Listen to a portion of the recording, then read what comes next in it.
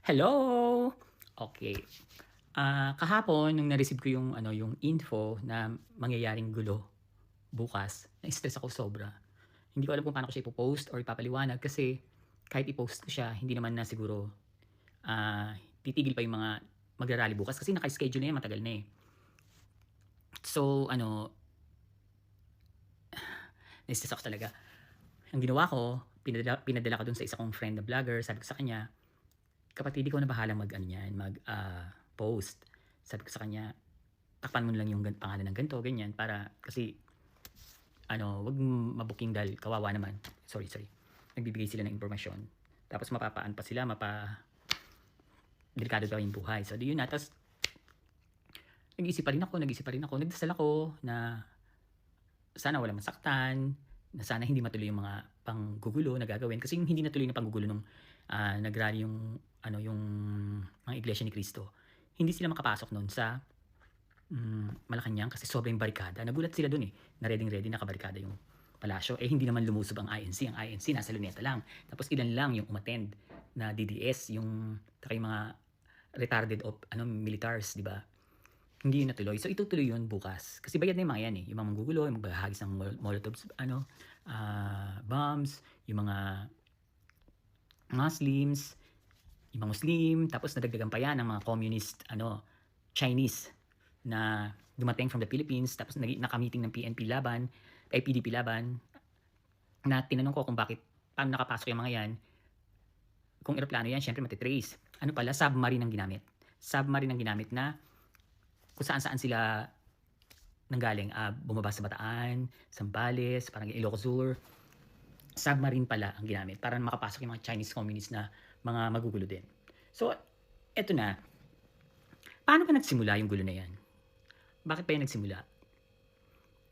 Bakit si Aimee ay panig sa mga Duterte? Gayong tayong lahat, ang paniniwala natin na blood is thicker than water, kung ano may nangyayari na yan, syempre, mas mag-aano pa rin kay Aimee yung pagiging kapatid na pinaniwalaan ko hanggang sa bago siya magsalita sa stage ng Iglesia ni Cristo. Ngayon ko talaga napagtanto na hawak na nila si Aimee. Kahit na alam ko naman na si Aimee ang pinahawakan ni Duterte sa Northern Luzon ng Pogo. Yung mga Pogo nung panahon ni Digong at hanggang sa naging presidente na si BBM ay hawak ni Aimee Marcos. Si Aimee Marcos po, bukod sa nakakakuha siya ng Pogo money dahil hawak niya nga ang Northern Luzon Pogo, ay meron din siyang Pogo. Marami siyang Pogo sa Northern Luzon, sa mga buildings, at ang umahawak niyan ay ang kanyang mga anak. Maraming pictures na nagkalat. Ilabas natin yung mga pictures na nagkalat sa susunod. Sige. Na mga Pogo, anong kasama niya Pogo Honors. Meron pa silang dalawa ni Alice Guo na yung picture nila, isasabihin mo ng hindi nila first time nagkita yon, yung sa loob ng kotse. Makikita mo talaga doon na may pinagsamahan na sila. Matagal na sila magkasama. Tapos, ganito kasi yan. Yung alam kong info, ang nakalagay doon is close sila ni Harry Roque. At ang tawag ni Harry Roque sa kanya ay Super Ate. So, ang ginawa ko ngayon, gusto ko kasi may ebidensya. Dahil nagalit si Harry Roque kay Aimee, di ba? Itong nakaraan. Wala daw siya tiwala kay Aimee. Tapos tawag sa kanya Super Ate. So, naghanap ako ng ebidensya na, o resibo na tinatawag niyang Super Ate si Aimee. Nakakita ko ngayon. Pero nga pala, ang pinaka-latest, abay doon sa 12 kandidato ng administrasyon, yung kanilang bagong Pilipinas Alyansa, abay dalawang nagsabi na sila ay tatakbo bilang independyente. Isa na dyan, si Super Ate to the President, okay? Walang iba kundi si Senator Aimee Marcos, at pangalawa, si Senator Ping Lacson. Well, ayan, di ba? Nakita niyo na, naghanap ako ng resibo na ang tawag sa kanya is Super Ate. So, meron. Magkachika talaga sila ni Roque sa Pogo. Magkachika si Aimee at saka si Roque. Kailan lang sila nagkatampuhan nung pinipilit kasi nila si Aimee na magsalita na adik si BBM. Alam ko yan. Time pa lang na binabatikos ko si BBM, nagagalit si Maharlika noon. Bakit ayaw sabihin ni Aimee na bangag at gumagamit si BBM? Yun yung time na nag-uumpisa na si Sara na batikusin si BBM. Yung marami na siyang sinasabi, papapugutan niya ng ulo, yung tapos yung ipatatapon yung bangkay ni Fem sa WPS, tapos hindi man lang tayo makarinig ng reaksyon from Aimee, di ba? Yan kasi talaga yung dahilan. Magkakasama po silang lahat sa Pogo. At ito ang aking report dyan. Saka ko na ilalabas sa inyo yung talaga pang mga iba pang reports na may kinalaman sila sa Pogo at mag-partner talaga silang dalawa na tatakbo sa 2028. Dahil mauubos na, magti 10 minutes na naman, kailangan ilabas ko na. Ito yung mga informasyon. Ito. So, ayon sa aking, ayon kay Charlie, together with Harry Roque, Senator Amy has been associated with Pogo ever since. Pogo operator siya in Northern Luzon. Chinese Pogo operators used to call her Super Ate. That's why Roque is fondly calling Senator Amy as Super Ate also. Karapatan ni Senator Amy yan kasi yan yung usapan nila ni Duterte at Sara.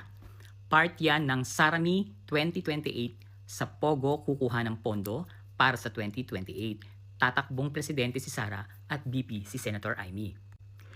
Kaya kanya ang right sa Pogo as agreed with Duterte and BP Sara. Bukod sa siya ang author ng Pogo Law, Pogo owner din si Senator Amy. Mga anak niya ang nagmamanage ng Pogo centers. Madami ang Pogo sa mga business buildings, nagkalat, madami din potos, nagkalat na owner si Senator Amy ng mga Pogo. Senator Amy authored the law that legalized Pogos, and as a result, she has been called a Pogo Queen. Kaya madami siyang hawak na Pogo operators. Meron siyang monthly, pati si Sara.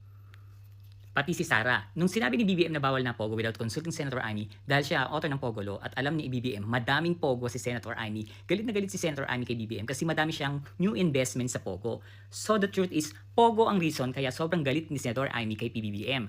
Malaki ang nalugi sa mga investments niya, naipit siya sa mga investors niya na Chinese at Koreans at nawala ang monthly niya na 15 million mula sa mga Northern Luzon Pogo operators, pati monthly ni BP Sara.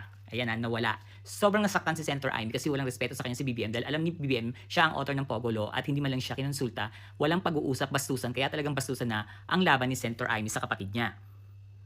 Asawa daw ni BBM ang nakikinabang, kaya hindi inggit kay BBM ang dahil ng galit kundi Pogo talaga. Nakakahiya lang kasi yung Pogo ang puputok sa media, kaya galit si Senator Amy kay PBBM. The truth, 100%. That's the truth, 100%. Diyan siya kumukuha ng parte ni BP Sara monthly from the gates sa Pampanga. Ito, pinost ko to. At sa Thunderbird sa San Fernando La Union at yung mga Pogo operators na galit kay BBM ay ang sinasabi na nagpopondo para matanggal si BBM.